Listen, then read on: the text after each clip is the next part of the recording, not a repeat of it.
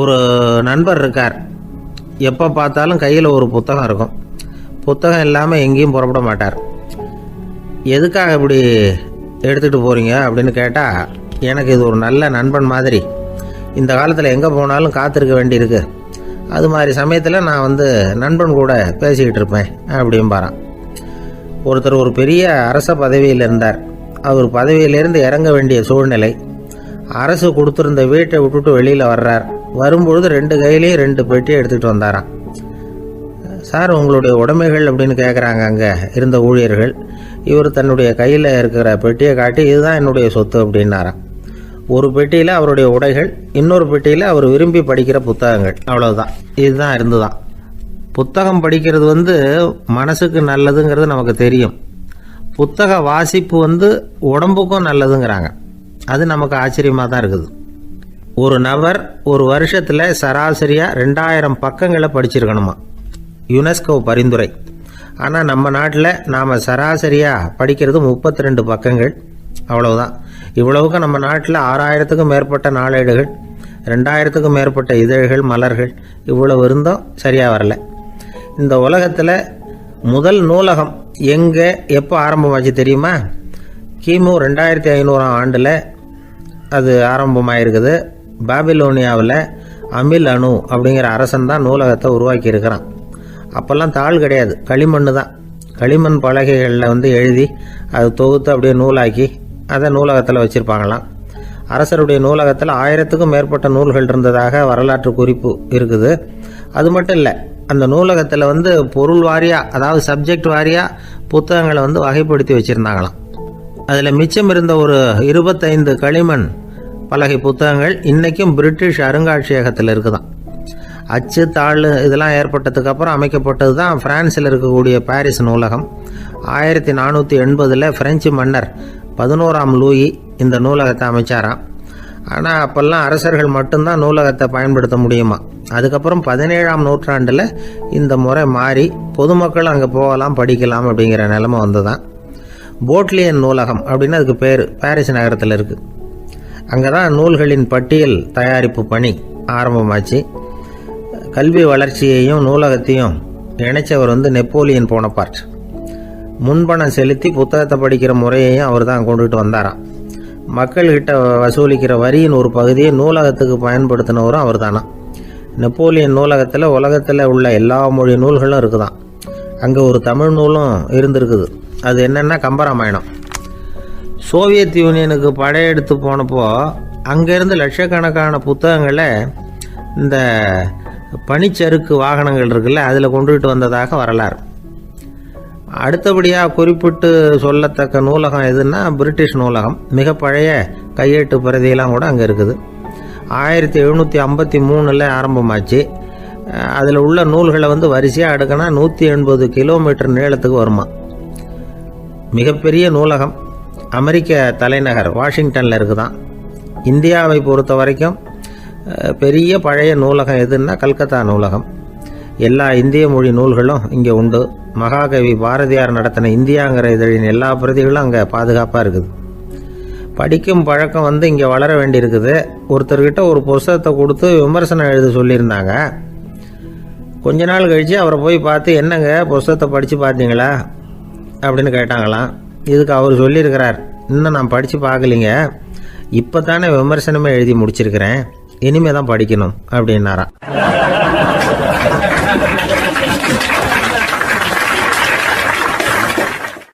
என்ன சார், உங்கள் பையன் என்ன செஞ்சுக்கிட்டு இருக்கிறான் இப்போ அப்படின்னு கேட்டார் ஒருத்தர். அடிக்கடி கண்ணாடி முன்னாடி நின்று அழகு பார்த்துக்கிட்டு இருக்கிறான் சார் அப்படின்னாரு அப்பா. இளம் பருவம் இப்படி தான் இருக்கும், அதையெல்லாம் சாதாரணமாக நினச்சிடாதீங்க அப்படின்னாரு அவர். என்ன சார் சொல்கிறீங்க, கண்ணாடி முன்னாடி நின்றுக்கிட்டு நேரத்தை வீணாக்கிக்கிட்டு இருக்கான், அதை ஒரு பெரிய விஷயமா நான் நினைக்கணுமா அப்படின்னாரு இவர். இளம் பருவத்தில் இளைஞர்களுக்கும் சின்ன பொண்ணுங்களுக்கும் அடிக்கடி கண்ணாடியில் பார்க்கணும்னு தோணும். அது வெறுமனே அழகு பார்க்கறது மட்டும் இல்லை, அவங்க தங்களையே தேடி கண்டுபிடிக்கிற ஒரு முயற்சி அது. இது ஒரு மனோதத்துவ விளைவு. இது வரைக்கும் சின்ன பிள்ளையா இருந்துட்டோம், இனிமேல் நாமளும் மற்றவங்க மாதிரி மனிதர்கள் தான் அப்படிங்கிற உணர்வு அவங்களுக்கு வருது. தங்களோட முகம் எப்படி இருக்குது, அழகு எப்படி இருக்குது, உடம்பு நேரம் எப்படி இருக்குது, முடி எப்படி இருக்குது அப்படிங்கிறதையெல்லாம் கண்டுபிடிக்கிறாங்க. அதுக்கப்புறம் இன்னொரு ஆணோ பொண்ணோ தன்னை கவனிக்கணும் அப்படின்னு நினைக்கிறாங்க. இதெல்லாம் மனோதத்துவ உண்மைகள், இதெல்லாம் இயற்கை. இதை பார்த்துட்டு பெற்றவங்க வந்து பிள்ளைங்க கெட்டு போட்டாங்க அப்படின்னு நினைக்கக்கூடாது, அவங்கள திட்டிக்கிட்டே இருக்கக்கூடாது. இன்றைக்கி பல குடும்பங்களில் இதுதான் நடந்துக்கிட்டு இருக்குது. மனுஷ வாழ்க்கையிலேயே இப்படியும் இல்லாத அப்படியும் இல்லாத ஒரு பருவம் வந்து இளம் பருவம். 13லேருந்து 19 வயசுக்கு உட்பட்ட ஆண்கள் பெண்கள் இந்த வகையை சேர்ந்தவங்க, டீனேஜ் குரூப். இவங்கள சின்னவங்கன்னு நினச்சிட முடியாது, பெரியவங்கன்னு நினச்சிட முடியாது. இவங்க ரொம்ப சென்சிட்டிவ். சமூகம் நினச்சா இவங்களை வந்து நல்லவங்களாகவும் ஆக்கலாம், கெட்டவங்களாகவும் ஆக்கலாம். கொஞ்சம் அக்கறை எடுத்துக்கிட்டால் பெரிய பெரிய மேதைகளையும் விஞ்ஞானிகளையும் உருவாக்கலாம். ஆனால் நடக்கிறது என்ன தெரியுமா? அநேகமாக இவங்களை யாருமே சரியாக புரிஞ்சுக்கிறது இல்லை, இவங்களை சரியாக நடத்துறதும் இல்லை. இது வரைக்கும் நாம் சொல்கிறத கேட்டுக்கிட்டு இருந்தான், இப்போல்லாம் அவன் இஷ்டத்துக்கு நடக்க ஆரம்பிச்சுட்டான் அப்படின்னு வருத்தப்படுற பெற்றோர்கள் அதிகம். இது வருத்தப்படுற விஷயம் இல்லை, சந்தோஷப்பட வேண்டிய விஷயம். உங்கள் புள்ள வந்து சொந்தமாக யோசிக்க ஆரம்பிக்கிறதும் நடந்துக்க ஆரம்பிக்கிறதும் ஒரு தப்பான விஷயமா? அவன் கடைசி வரைக்கும் உங்கள் பேச்சையே கேட்டுக்கிட்டு இருக்கணுங்கிறது என்ன நியாயம்? இன்றைக்கி இளைஞர்களை வந்து பெரியவங்க தப்பாக புரிஞ்சுக்கிட்டு தவறாக நடத்துறதுனால தான் அவங்களுக்கு வெறுப்பு, எரிச்சல், மனக்கசப்பு எல்லாம் உண்டாகுது. பெற்றவங்க சரியாக மதிக்கிறது இல்லை அப்படிங்கிற ஒரே காரணத்தினாலேயே வீணாக போகிற பிள்ளைங்க இன்றைக்கி அதிகம். சரி, பெற்றவங்களுக்கு இன்றைக்கி என்ன தான் புத்தி சொல்ல வர்றீங்க அப்படின்னு கேட்குறீங்களா? நாம் எதையும் சொல்ல வரல, ஆனால் அது சம்பந்தமான சில நிபுணர்கள் சொல்லியிருக்கிறத உங்கள் காதில் போட்டு வைக்கலாம். அது என்னென்னா, பிள்ளைங்க கிட்ட அன்பு செலுத்துங்க. குழந்தையா இருந்தப்போ எவ்வளவு பாசமாக இருந்தீங்க, வளர வளர அதை ஏன் குறைச்சிக்கிறீங்க? பெற்றவங்களின் அன்பான வார்த்தைகளுக்கு ஏங்குறவங்க தான் இன்றைய இளைஞர்கள். அவங்க எதை சொன்னாலும் அதை அக்கறையாக காது கொடுத்து கேளுங்க, அலட்சியப்படுத்தாதீங்க. அவங்க விரும்புகிறது உங்ககிட்ட இருந்து ஒரு மதிப்பு, மரியாதை, அங்கீகாரம், இவ்வளவுதான். அவங்க அவங்களாவே முடிவுகள் எடுக்கட்டும், அதுக்கு நீங்கள் உதவியாக இருங்க, அது போதும். மற்றவங்க முன்னாடி, முக்கியமாக அவங்க நண்பர்கள் முன்னாடி அவங்கள பற்றி மட்டமாக பேசாதீங்க. அவங்கக்கிட்ட பொய் சொல்லக்கூடாது. நீங்கள் சொன்னது பொய்ன்னு தெரிஞ்சு போச்சுன்னா உங்கள் பேரில் அவங்களுக்கு இருக்கிற மதிப்பு போயிடும், நம்பிக்கை போயிடும். அவங்களுக்கு முன்னாடி நீங்கள் சண்டை போடக்கூடாது. உங்கள் பிள்ளைய எப்பவும் இன்னொரு பிள்ளையோட ஒப்பிட்டு பேசுகிற வேலையே வேணாம். கூட பிறந்த மற்றவங்களோட கூட ஒப்பிடக்கூடாது. இப்படி செஞ்சால் அவன் உங்ககிட்டையும் பிரியமாக இருக்க மாட்டான், அவங்ககிட்டையும் பிரியமாக இருக்க மாட்டான். புள்ள எங்கே போகிறான், என்ன பண்ணுறான் அப்படின்னுலாம் வந்து துப்பறிஞ்சிக்கிட்டு இருக்கக்கூடாது. இளைஞர்கள் வந்து தனிமையை விரும்புகிறவங்க. அவங்கள வந்து பெட்டியில் வச்சு மூடி பாதுகாக்கணும்னு நினைக்கக்கூடாது. அவங்கள எப்படி பாதுகாக்கிறது அப்படிங்கிறது அவங்களுக்கே தெரியும். உங்கள் புள்ள எப்படி நடந்துக்கணும்னு நீங்கள் எதிர்பார்க்குறீங்களோ அது மாதிரி நீங்கள் நடந்து காட்டுங்க, அது போதும். ஒரு வீட்டில் அப்பாவும் அம்மாவும் பேசிக்கிட்டு இருக்கிறாங்க. என்னங்க, நம்ம பொண்ணு பெரியவளாயிட்டா, அடிக்கடி கண்ணாடி முன்னாடி போய் நின்றுக்கிட்டு இருக்கிறா, சீக்கிரமாக ஒரு பையனை பார்த்து கல்யாணத்தை முடிக்காமல் இப்படி மசன்னு கல் மாதிரி உட்காந்துருக்குறீங்களே அப்படின்னு சத்தம் போட்டாங்க அந்த அம்மா. அவசரப்படாத, பார்க்கறதுக்கு கண்ணுக்கு அழகாக லட்சணமாக புத்திசாலியாக ஒரு பையன் கிடைக்க வேணாமா, அதுதான் பார்த்துக்கிட்டு இருக்கிறேன் அப்படின்னார் அப்பா. இதுக்கு அந்த அம்மா சொல்கிறாங்க, எங்கள் அப்பா இப்படியெல்லாம் நினச்சிக்கிட்டு இருந்திருந்தா எனக்கு கல்யாணமே ஆயிருக்காது தெரியுமா அப்படின்னாங்களாம்.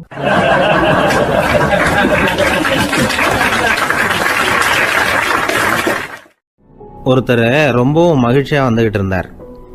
என்ன விஷயம்னு விசாரித்தேன். நான் தோற்று போயிட்டேன், அதுதான் மனசுக்கு மகிழ்ச்சியாக இருக்குது அப்படின்னார். எனக்கு இது ரொம்ப ஆச்சரியமாக போச்சு. இந்த உலகத்தில் தோற்று போகிறவங்க யாரும் மகிழ்ச்சியாக இருக்கிறது இல்லை. அப்படி இருக்கிறப்ப இவர் இப்படி சொல்கிறாரே, எங்கே தோற்று போனீங்கன்னு கேட்டேன். அதுக்கப்புறம் தான் அவர் விவரமாக சொன்னார். என்னோட 5 வயசு குழந்தையோட நான் விளையாடிக்கிட்டு இருந்தேன். அந்த விளையாட்டில் என் குழந்தை ஜெயிச்சு விட்டுது, நான் தோற்று போயிட்டேன் அப்படின்னார் ரொம்ப உற்சாகமாக. நான் யோசித்து பார்த்தேன். அதாவது நாம் சின்ன குழந்தையாக இருக்கிறப்போ எந்த விளையாட்டில் கலந்துக்கிட்டாலும் அதில் நாம் தான் ஜெயிக்கணும்னு ஒரு வெறி நமக்குள்ளே இருக்கும். நம்மளை எதிர்த்து விளையாடுறவர் நல்லவரா கெட்டவரா, பெரியவரா சின்னவரா அப்படிங்கிறதெல்லாம் முக்கியம் கிடையாது. அவர் தோற்று போகணும், நாம் ஜெயிக்கணும், அதுதான் முக்கியம். எதிரியை சந்தோஷப்படுத்த விளையாடுகிற கலை அப்போ நமக்கு தெரியறதில்ல. வாழ்க்கையில் ஒரு பக்குவம் வந்ததுக்கு அப்புறம் வெற்றி பெறணுங்கிற மன அழுத்தம் போயிடுது. போட்டியில் ஜெயிக்கணுங்கிறத விட குழந்தையை சந்தோஷப்படுத்தணுங்கிறது முக்கியமாக போச்சு. ஜெயிக்கணுங்கிற வெறி ஓடி போட்டுது. ஒரு குழந்தையாக இருந்தப்போ நம்ம வளர்ச்சிக்கு உதவிய வெறி பெரியவனானதுக்கு பிறகு நமக்கு எதிரியாக மாறுது. அதை சரியான சமயத்தில் நாம் புரிஞ்சுக்கிட்டோம்னா போதும், நாம் பொழைச்சிக்கலாம். ஒவ்வொரு மனுஷனுமே வாழ்க்கையோட அடுத்த கட்ட வளர்ச்சியில் அடி எடுத்து வைக்கிற நேரத்தில் தன்கிட்ட இருந்து ஏதோ ஒரு குணத்தை அல்லது தன் குணம் இருந்த ஏதோ ஒரு உறவை நாம் இழக்கத்தான் வேண்டியிருக்குது. ஒரு கட்டம் வரைக்கும் உதவியாக இருந்த குணம் அடுத்த கட்டத்துக்கு தடையாக கூட மாறிடலாம். இந்த பரிமாண மாற்றத்துக்கு உள்ளாகிற ஒவ்வொருத்தரும் பிரத்யட்சமாக இதை உணர்றாங்க. ஆனால் பல பேர் எப்படின்னா பழசை திறந்துவிட்டு புதிய கொள்கைகளை உருவாக்கிக்கிறதுக்கு இஷ்டம் இல்லாமல் இருந்துடுறாங்க, அல்லது அப்படி செய்ய முடியாமல் தவிக்கிறாங்க. இதையெல்லாம் மீறி அந்த பழசை திறந்துட்டா அதை இழந்ததால் உண்டாகிற மன அழுத்தம் சில காலத்துக்கு வருத்திக்கிட்டு தான் இருக்கும், வேறு வழி இல்லை.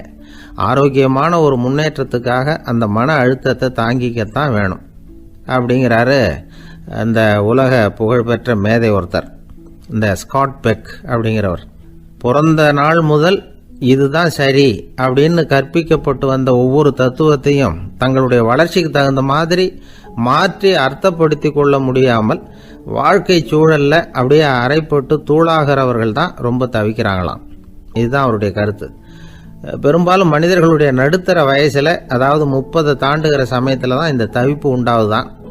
இதை தான் மேற்கத்திய நாடுகளில் அடிக்கடி மிட் லைஃப் கிரைசிஸ் அப்படின்னு சொல்கிறாங்க. அப்பப்போ பழசையெல்லாம் தொலைச்சி விட்டு புதுசாக பிறக்கிறதுக்கு கற்றுக்கணும்.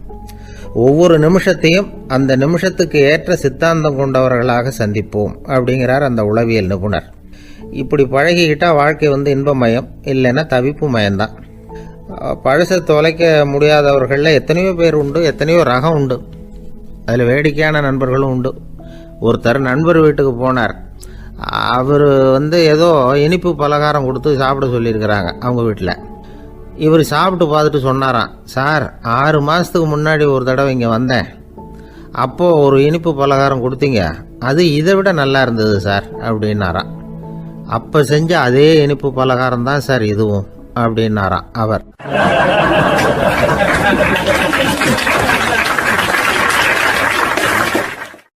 ஒரு வயசான அம்மா தெரு வழியாக போயிட்டு இருந்தாங்க.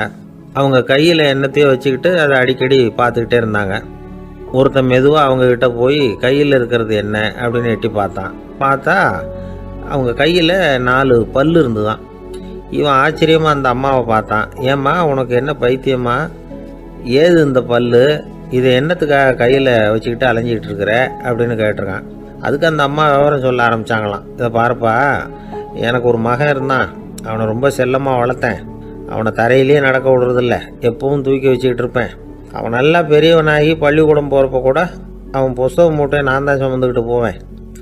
பார்க்குறவங்க கூட கேலி பண்ணுவாங்க, ஏம்மா படிக்க போகிறது நீயா உன் பிள்ளையான்னு கேட்பாங்க. அவன் இன்னைக்கு எவ்வளவோ பெரிய மனுஷன் ஆகிட்டான், வெளிநாட்டில் பெரிய உத்தியோகத்தில் இருக்கான். சமீபத்தில் இங்கே வந்துட்டு போனான். ஒரு நாள் ஏதோ கோபத்தில் என்ன அரைஞ்சுட்டான். அப்போ இந்த 4 பல்லும் கீழே விழுந்துட்டுது. இன்னமும் கூட விழுந்திருக்கும், ஆனால் பல்லு தான் இல்லை. என் புள்ள அரைஞ்சதுனால விழுந்த பல்லு இல்லையா அது, அதனால் இதை எப்பவும் என் கையிலேயே வச்சுக்கிட்டு ஆசையோடு பார்த்துக்கிட்டு இருக்கிறேன். அவன் தான் வெளிநாட்டுக்கு போட்டான், அவனை பார்க்க முடியாத ஏக்கத்தை நான் இந்த பல்லை பார்த்து போக்கிக்கிறேன் அப்படின்னு நாங்களாம் அந்த அம்மா. இந்த கதை எதுக்காகன்னா, தாய் அன்பு அப்படிங்கிறது எப்படிப்பட்டதுங்கிறத புரிஞ்சுக்கிறதுக்காக. கல்யாணம் ஆனதுக்கு அப்புறம் தாயை மறந்து விடுறவங்க எத்தனை பேர் இந்த உலகத்தில், அவங்க காதில் விழணுங்கிறதுக்காக தான் இந்த தகவல்.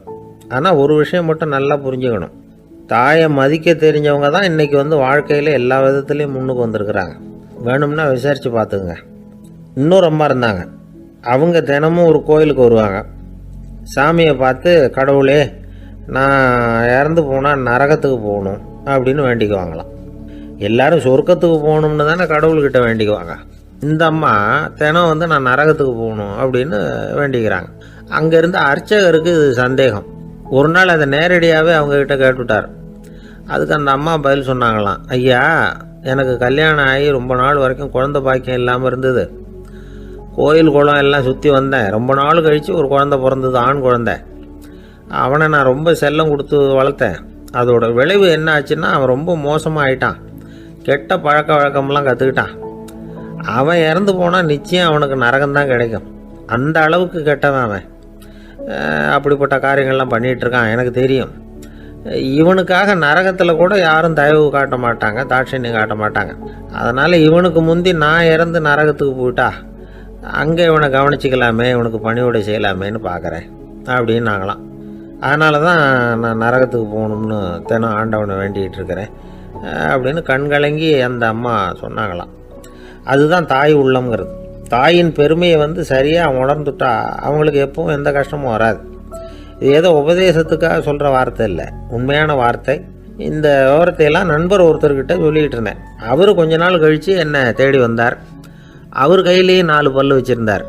என்னங்க ஆச்சு, ஏதுங்க அந்த பல்லு அப்படின்னு விசாரித்தோம். உங்கள் உபதேசத்தை கேட்டுவிட்டு இந்த உலகத்தில் எல்லாரையும் தாயாக நினைக்க ஆரம்பிச்சிட்டேன்.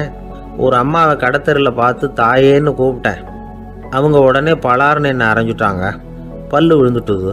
அதை தான் பொறுக்கி எடுத்துக்கிட்டு நேராக உங்களை தேடி வந்துக்கிட்டு இருக்கிறேன்னார். தாயேன்னு தானே கூப்பிட்டீங்க, அதுக்கு ஏன் அரைஞ்சாங்க அப்படின்னு கேட்டோம். நான் தாயேன்னு கூப்பிட்டது அவங்க காதில் நாயேன்னு விழுந்துட்டு தான், அதுதான் இப்படி ஆயிட்டுது அப்படின்னார்.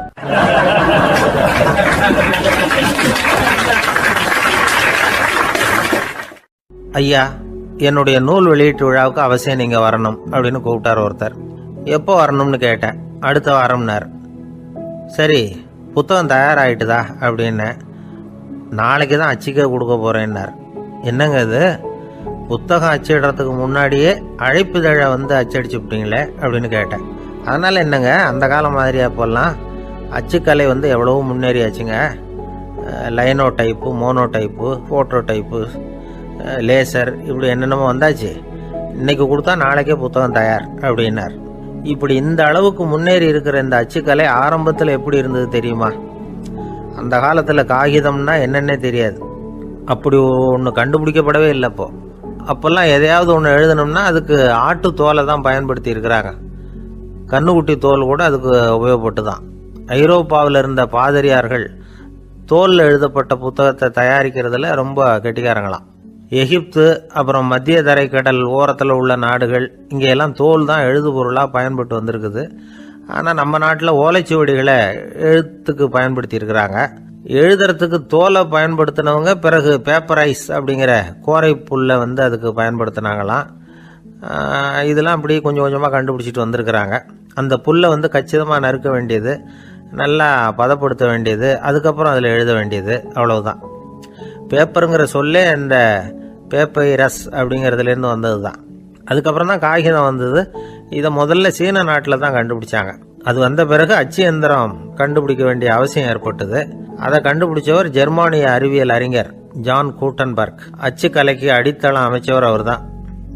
ஜெர்மனியில் மெயின்ஸ் அப்படிங்கிற ஊரில் 1399 பிறந்தார். அவரோட மாமன் ஒருத்தர் உலோக வேலையில் வல்லவர். அவர்கிட்ட அந்த வேலையை கற்றுக்கிட்டார். அதோட வைர கற்களை வந்து பட்டை தீட்டுறதுலையும் ரொம்ப தேர்ச்சி பெற்றிருந்தார். இளம் வயசுலேயே சும்மா இருக்க மாட்டாராம். எதை செஞ்சாலும் அதை திறமையாக செய்வாராம்.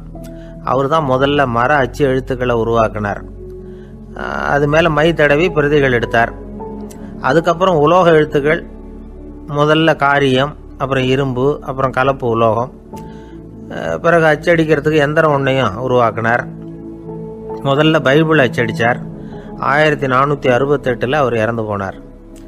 16ஆம் நூற்றாண்டில் மேலை நாடுகளிலிருந்து மர எழுத்துக்களை கொண்டுகிட்டு வந்து தமிழ்நாட்டில் கிறிஸ்துவ நூல்களை அச்சிட்டாங்க. அப்போல்லாம் வந்து அச்சகங்கள் வந்து போதிய அளவுக்கு இங்கே இல்லை. அதுக்கு என்ன காரணம்னா, இந்தியர்கள் வந்து அச்சகங்களை நடத்தக்கூடாது அப்படின்னு சட்டம். 1835 வரைக்கும் அந்த சட்டம் வந்து நடைமுறையில் இருந்தது. இந்த நிலைமையில் அங்கேயும் இங்கேயுமா 1-2 அச்சகங்கள் ஆரம்பமாச்சு. 1713 தரங்கம்பாடியில் லூத்தரன் மிஷன் அச்சகம், அதே ஆண்டில் சென்னையில் எஸ்பிசிகே அச்சகம். இது ரெண்டும் தான் இந்தியாவில் முதல்ல தொடங்கப்பட்ட அச்சகங்கள். ஆட்டுத்தோல்லையும் ஓலைச்சுவடியிலையும் எழுதப்பட்ட எழுத்துக்கள் இன்னைக்கு எங்கேயோ போயிட்டுது. ஆனால் நம்ம ஊரில் எழுத்தாளர்கள் நிலைமை தான் ஒன்றும் சொல்லிக்கிறது மாதிரி இல்லை. நம்ம ஆள் ஒருத்தர் சொன்னார், சார், நான் சொந்தத்தில் ஒரு அச்சாபீஸ் வச்சுருந்தேன், இப்போவும் வச்சுருக்கிறேன். அதனால் என்னுடைய படைப்புகளை புத்தகமாக வெளியிடுறதில் எனக்கு ஒன்றும் கஷ்டம் இல்லை. வருஷத்துக்கு ஒரு புத்தகம் எழுதி வெளியிட்டுருவேன். 15 வருஷமாக இலக்கிய உலகத்துக்கு இப்படி சேவை செஞ்சுக்கிட்டு வர்றேன். ஆனால் இந்த வருஷம்தான் வாசகர்கள் வந்து எனக்கு பாராட்டு விழா நடத்தி இருக்கிறாங்க அப்படின்னார். இந்த வருஷம் அப்படி என்ன விசேஷம் அப்படின்னு கேட்டோம். இந்த வருஷம்தான் நான் எந்த புத்தகம் எழுதி வெளியிடாமல் இருந்தேன், அதுக்காகத்தான் எனக்கு இந்த பாராட்டு விழா அப்படின்னார்.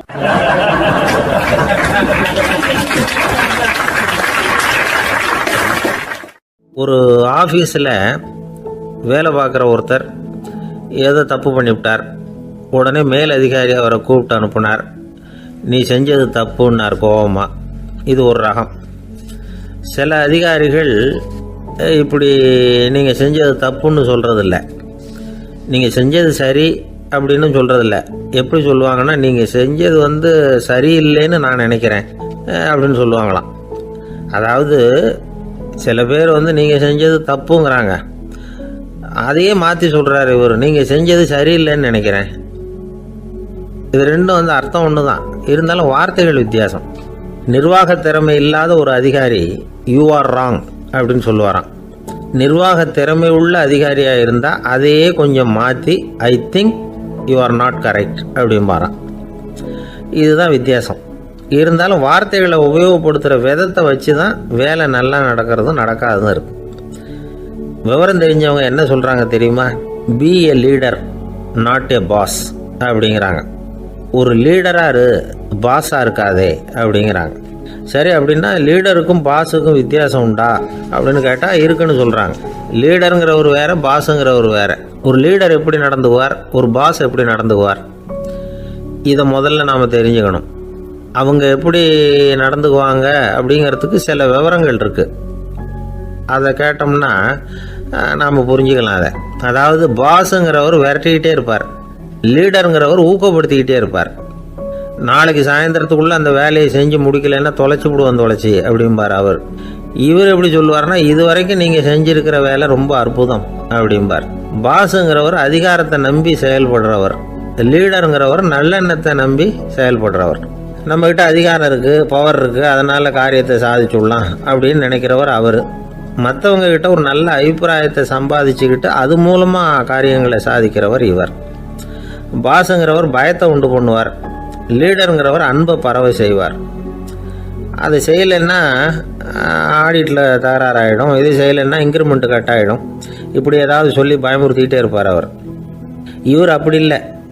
உடம்பு இப்படி இருக்குது, வீட்டில் எல்லோரும் சௌக்கியமாக இருக்கிறாங்களா, ஆஃபீஸில் எல்லாம் வசதியாக இருக்குதா, நான் ஏதாவது உதவி செய்யணுமா அப்படின்னு அன்புக்கு முக்கியத்துவம் கொடுப்பார். பாஸுங்கிறவர் எதுக்கு எடுத்தாலும் நான் சொல்லிகிட்டு இருப்பார், லீடருங்கிறவர் நாமன்னு சொல்லிகிட்டு இருப்பார். பாஸுங்கிறவர் தப்புக்கு காரணம் யாருன்னு பார்ப்பார், லீடருங்கிறவர் தப்பு என்னன்னு பார்ப்பார். இதுதான் ரெண்டு பேருக்கு வித்தியாசம். The boss shows who is wrong, the leader shows what is wrong அப்படின்னு சொல்லுவாங்க. இந்த காரியம் எப்படி செய்யப்பட்டிருக்கு அப்படின்னு தெரிஞ்சுக்கிறவர் பாஸ். இந்த காரியத்தை எப்படி செய்யணும்னு செஞ்சு காட்டுறவர் லீடர். பாஸுங்கிறவர் பணியாளர்களை திட்டுவார், லீடர் மரியாதைக்குரியவராக நடத்துவார், அதுக்குரியவராக அவர் நடந்துக்குவார். செய்கிற வேலையை ஒரு சுமையாக நினைக்க வைக்கிறவர் பாஸ், செய்கிற வேலையை ஒரு சந்தோஷமாக ஆக்கிறவர் லீடர். ஒரு முதலாளியாக இருக்கிறவர் அல்லது ஒரு நிர்வாகியாக இருக்கிறவர் இது மாதிரியான நுணுக்கங்களை எல்லாம் தெரிஞ்சு வச்சுக்கிறது நல்லது. ஒரு பாஸ் இருக்கார், அவர் ஒரு நாள் ரொம்ப பெருமையாக தன்னோட ஆஃபீஸை பற்றி பேசிக்கிட்டு இருந்தார். எனக்கு கீழே 200 பேர் வேலை செய்கிறாங்க சார், நான் ஒரு கோடு கிழிச்சா அவங்க அதை தாண்டாத அளவுக்கு நான் நடந்துக்கிறேன் சார் அப்படின்னார் அவர். அது எப்படி முடியுது உங்களால் அப்படின்னு கேட்டோம். நான் கோடே கிழிக்கிறது இல்லை சார் அப்படின்னார்.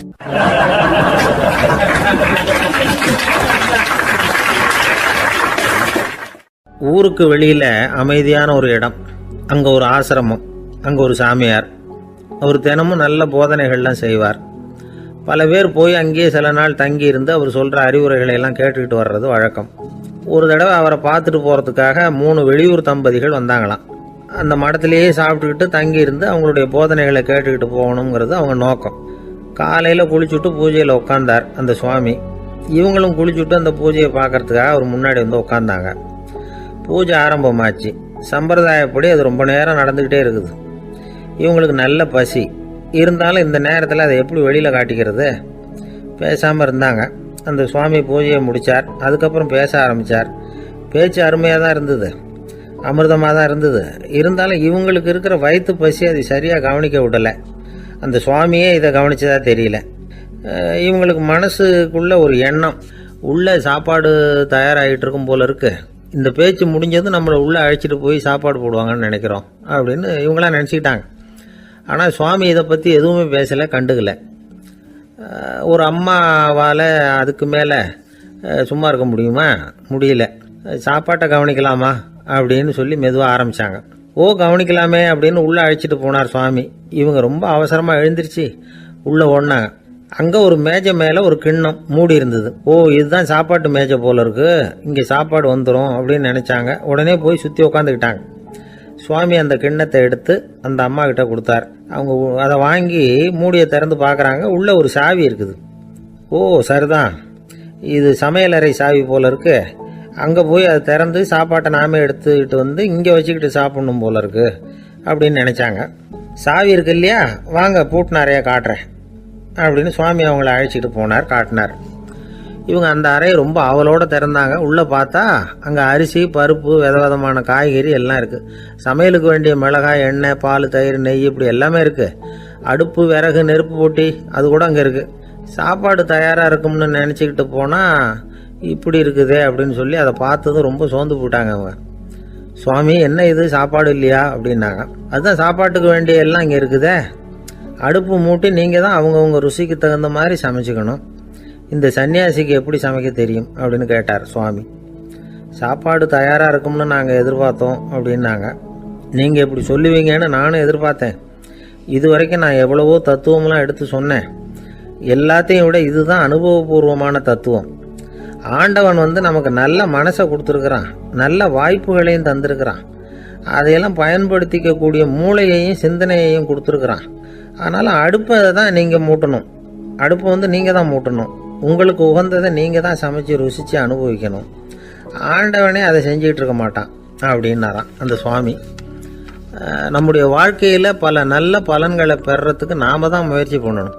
அதுக்குரிய சூழ்நிலையை தான் ஆண்டவன் கொடுப்பானே தவிர அதை விளக்கிறதுக்காக தான் அந்த சுவாமி அப்படி செஞ்சு காட்டியிருக்கிறார். இது ஒரு பெரியவர் இப்படி ஒரு விளக்கம் கொடுத்தார். அதுக்கப்புறம் அந்த 3 தம்பதிகளும் தெளிவடைஞ்சுட்டாங்களாம். நாம் தெளிவடைகிறது எப்போங்கிறது தான் தெரியல அப்படின்னு பல பேர் இதை கேட்டுட்டு சொல்லிகிட்டு இருக்கிறாங்க. இந்த கதையை நம்முடைய நண்பர் ஒருத்தர்கிட்ட சொன்னேன். அந்த நண்பர் ரொம்ப சந்தோஷப்பட்டார். நீங்கள் சொல்கிறது கரெக்டு சார், ஆனால் நான் அதை விட ஒரு படி மேலே சார். எனக்கெல்லாம் அரிசி, பருப்பு இருக்கிற ரூம் எதுன்னு கையை காட்டிட்டா போதும். உடனே கிண்ணத்துலேருந்து சாவியை எடுத்து கொடுக்கணுங்கிற அவசியம்லாம் இல்லை எனக்கு. அப்புறம் எப்படி ரூமை திறந்துருவீங்க அப்படின்னு கேட்டேன். பூட்டை உடைச்சி திறந்துருவேன், அதுதான் எனக்கு பழக்கம் அப்படிங்கிறார். இயேசுநாதர்கிட்ட ஒருத்தர் கேட்டாராம், இயேசுவே என்னை எவ்வளவு நேசிக்கிறீர்கள் அப்படின்னு. அவர் தன்னுடைய 2 கைகளையும் அகல விரித்து இவ்வளவு என்று சொல்லி சிலுவையில் உயிர் நீத்தார் அப்படின்னு சொல்லுவாங்க. அதாவது அந்த நேசிப்புக்கு எல்லை கிடையாது, அதே போல மன்னிப்புக்கும் எல்லை கிடையாது. இது இயேசுநாதர் சொல்லி கொடுத்த ஒரு பாடம். இயேசுனுடைய சீடர்களில் ஒருத்தன் பீட்டர், அவன் ஒரு நாள் இயேசுநாதர்கிட்ட கேட்டிருக்கான், இயேசுவே நான் என்னுடைய தம்பி கிட்ட அடிக்கடி சண்டை போட்டுக்கிட்டு இருக்கிறேன், என்னுடைய சகோதரன் கூட. அவனை நான் எத்தனை தடவை மன்னிக்கிறது? ஏற்கனவே 7 தடவை அவனை மன்னிச்சுட்டேன் அப்படின்னு சொல்லியிருக்கிறான். அப்போ இயேசு சொன்னாராம், மன்னிக்கிறதுக்கு எத்தனை தடவைங்கிற கணக்கெல்லாம் கிடையாது. எத்தனை தடவை உன்னுடைய சகோதரன் உன்னை கோபப்படுத்துகிறானோ அத்தனை தடவை நீ மன்னிக்கிறதுக்கும் தயாராக இருக்கணும், அதுதான் அப்படின்னு சொன்னாராம். அப்போ இவனுக்கு ஒன்றும் புரியல.